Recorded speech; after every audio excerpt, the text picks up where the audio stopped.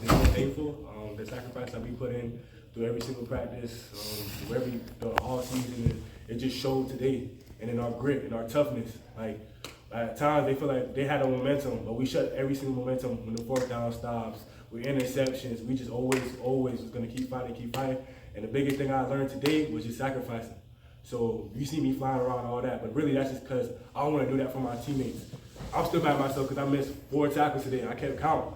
Like those 4 tackles couldn't have been game touchdown saving tackles, which I take full accountability when I watch film, get better at that. But we won, and that's all that matters. And now we're going to the next opponent, and we're going to keep going.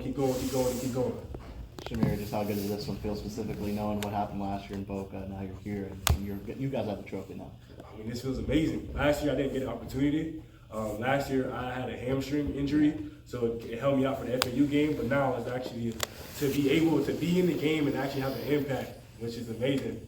I love it.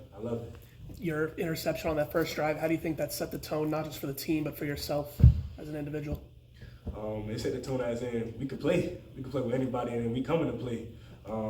There can't be no lazy throws or anything like that, because we're going to get our opportunity and we're going to take advantage of each and every single one. They made some pretty explosive plays early on. Just how do you guys limit those late in the game? Short-term memory. Them plays happened, we made adjustments, and then we just executed at full throttle. Explosive plays is going to happen. That's all part of the game of football, but it's all about short-term memory and playing the next down. Willie was kind of like mentioning just how you guys kind of needed to settle down a little bit. Do you guys feel like that was the case at the half? Like, let's settle down and let's just play our game? Yeah, as soon as we got the wit, got all the coaches together at halftime, was able to talk about everything, and then just made adjustments, and then everything was and then Coach Gator, he made a statement. He was like, no more touchdowns. After this, no more. And so we just came out there and we just played for Gator. We played for all the coaches. Velkamp played good against FAMU, played bad against Maryland. Talk about what you noticed from him specifically tonight to make sure that he was going to play bad today. I mean, we knew what he wanted to do. We knew that he wanted to take them deep shots. We knew he wanted to be a playmaker. So our game plan was just to limit those, and then we give him the 5 yards, we give him the 2 or 3 yards, and we just tackle him. And that's it. That's how we really just limit him. No deep balls, and they had to beat us with other people, and we also eliminated 8. They had to beat us with other wide receivers and other players. How cool was it to see McGrew get the interception as a freshman? I mean, it was amazing. That's actually my roommate in the hotel. So I always tell him, like, he's always watching film. He's always being locked in all the time. So I'm proud of that boy. I told him, make sure you hold that ball tight.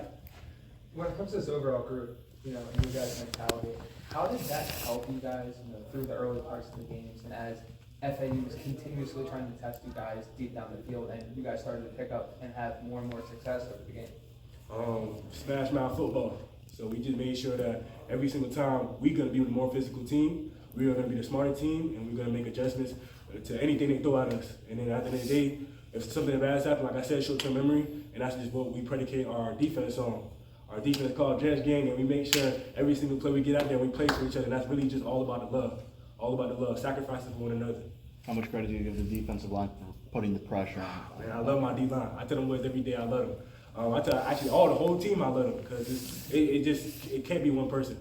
That interception predicated to D-line. They got a quarterback out of the pocket. They made him do a bad throw, and I just executed and made a play. So I love my D-line.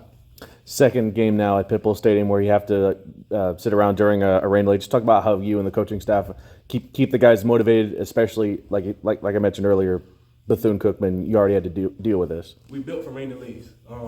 We had practices that have rain delays. We legit had a whole practice like legit predicated to a rain delay. So I mean, we're used to it. We were turning up in the locker room, make sure we come up with energy. So rain delays ain't nothing to us. For the rest of time, the first interception of the Willie Simmons era belongs to Shamir Sterlin. What goes through your mind when you hear that? Man, I just thank God. It was truly a blessing.